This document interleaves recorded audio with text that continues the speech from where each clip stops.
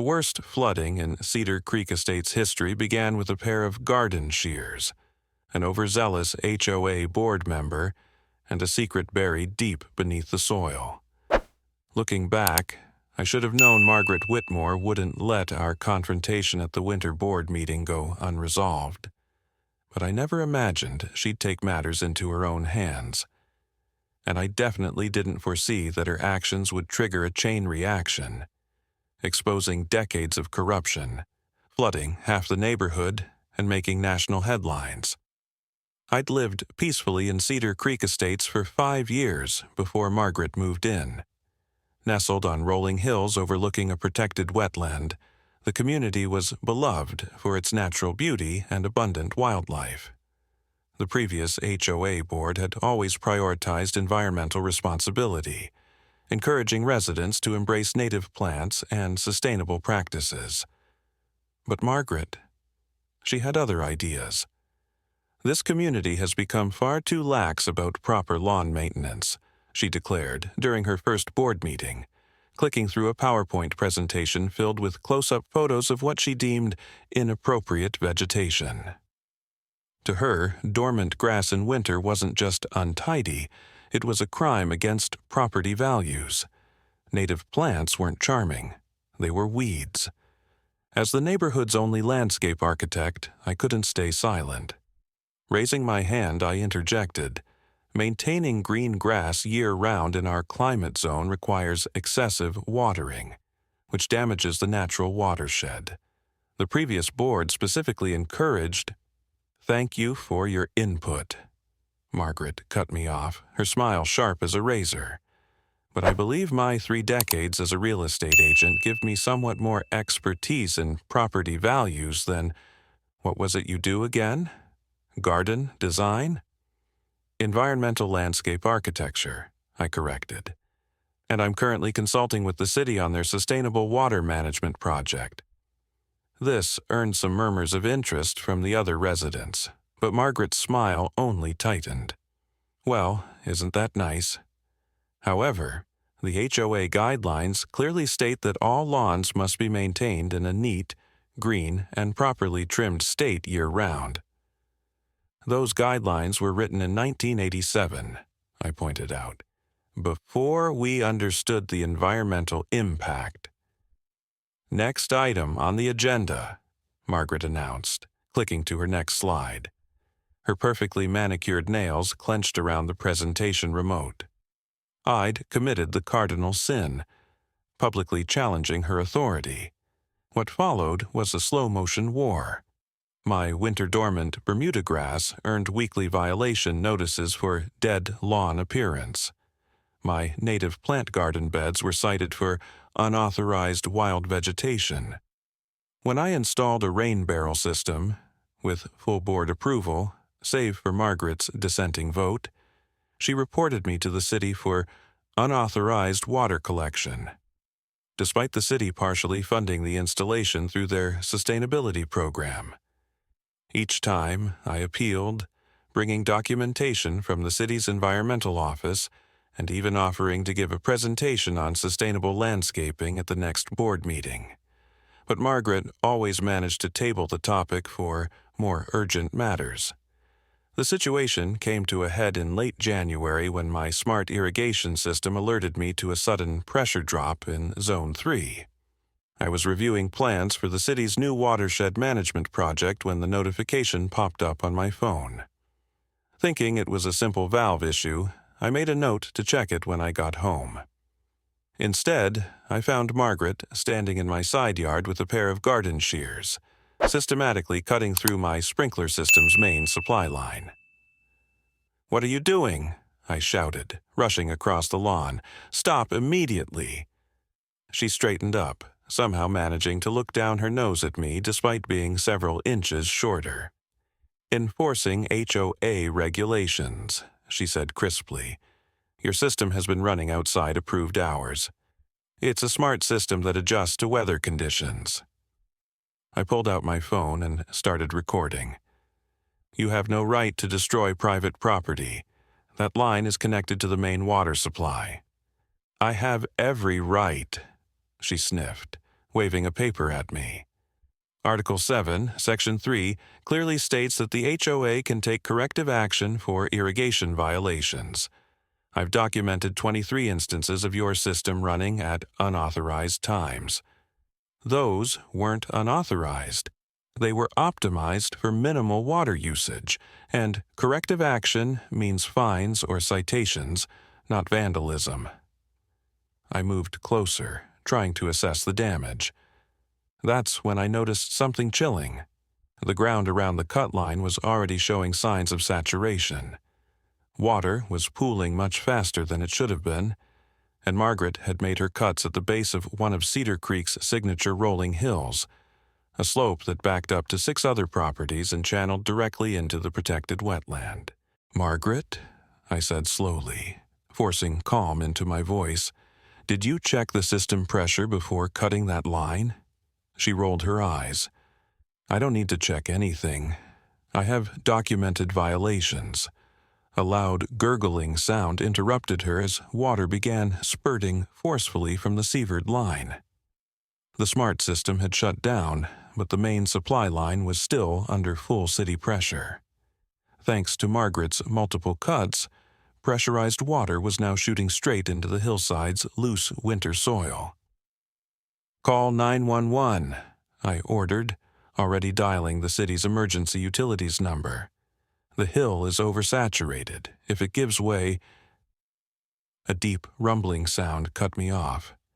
We both turned to see a spiderweb of cracks appearing in the soil above the cut line. For the first time, Margaret's face flickered with concern. "That's not supposed to—" The ground shifted beneath our feet. A section of my side yard began to slump. At first, just a gentle depression, but I knew exactly what it meant. 5 years of studying the neighborhood's topography for my sustainable landscape designs had taught me how water moved through these hills. "Get back," I yelled, grabbing Margaret's arm and pulling her toward the street.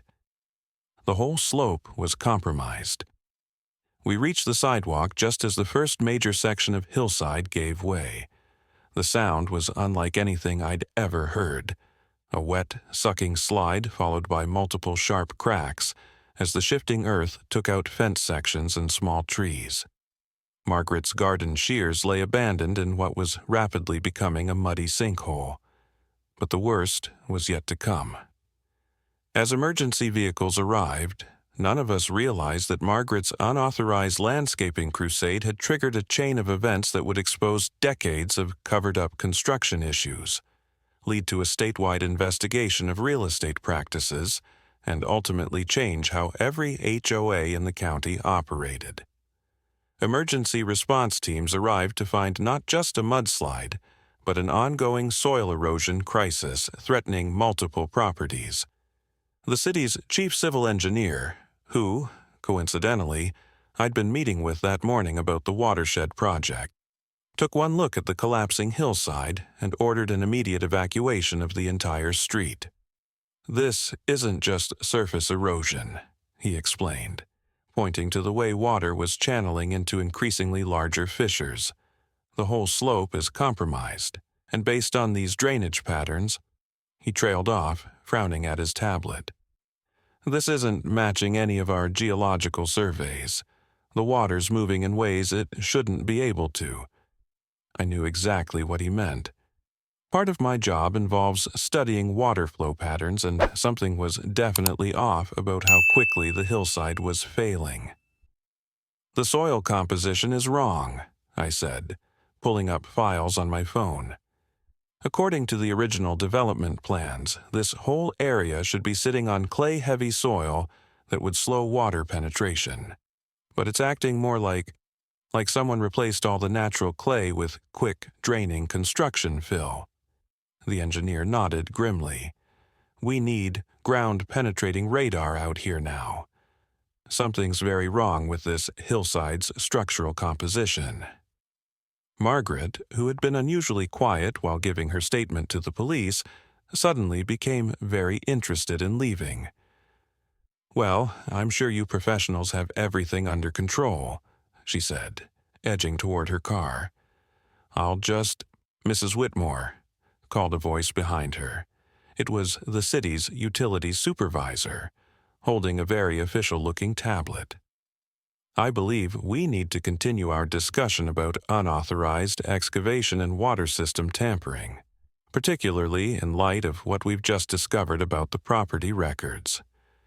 Margaret's face went through several interesting color changes.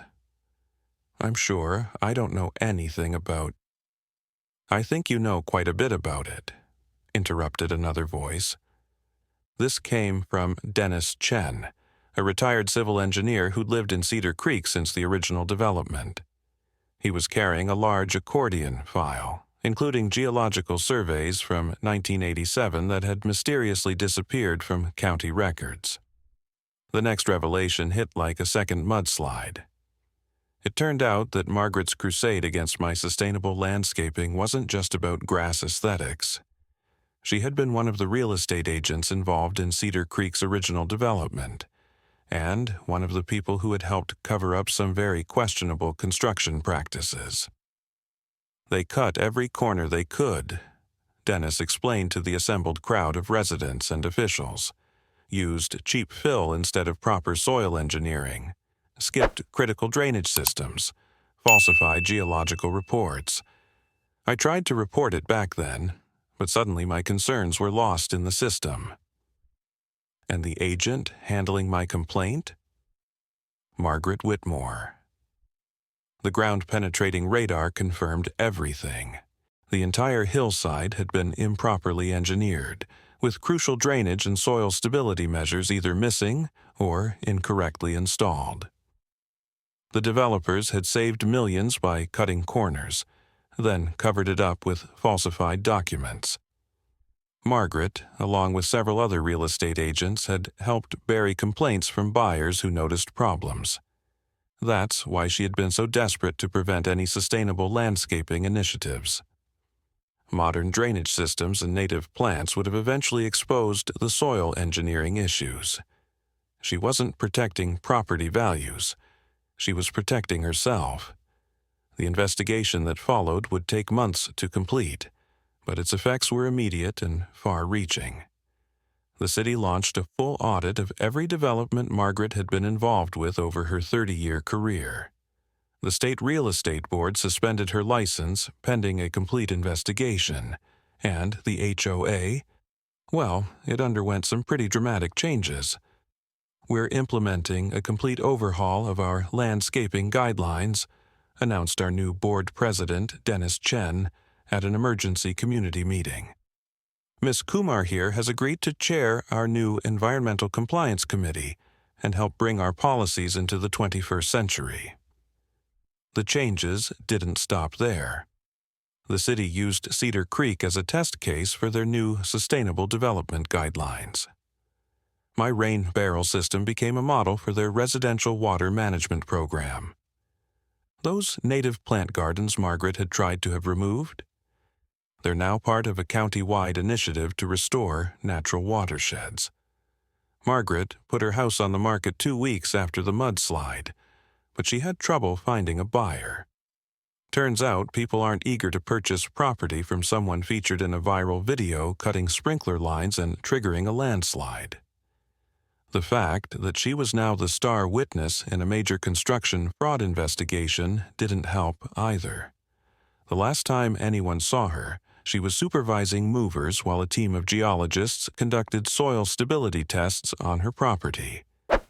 The tests revealed significant issues that would need to be disclosed to any potential buyers. Somehow, none of us were surprised when the moving truck headed toward a different state entirely. My smart irrigation system has been fully repaired and upgraded, now serving as a monitoring station for the city's watershed management program. The hillside has been properly re-engineered, with native plants and appropriate drainage systems installed according to current environmental standards. It actually looks better than before, though the security cameras I installed to prevent any future HOA enforcement actions do somewhat spoil the natural aesthetic. We still have an HOA, of course, but our meetings now focus on genuine community improvement rather than grass color enforcement. Dennis started a monthly educational series where residents can learn about sustainable home maintenance practices. Our community newsletter features tips on water conservation and native gardening instead of violation notices. And that section of hillside where Margaret made her last stand against sustainable landscaping. It's now home to a demonstration garden showcasing drought-resistant plants and modern irrigation techniques.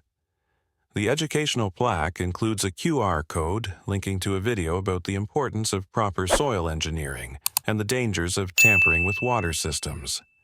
Some say you can still find pieces of Margaret's garden shears buried in the dirt, but that's probably just an urban legend. Though I do make sure to check my irrigation system security footage every morning. In this line of work, you can never be too careful about vengeful HOA board members with gardening tools.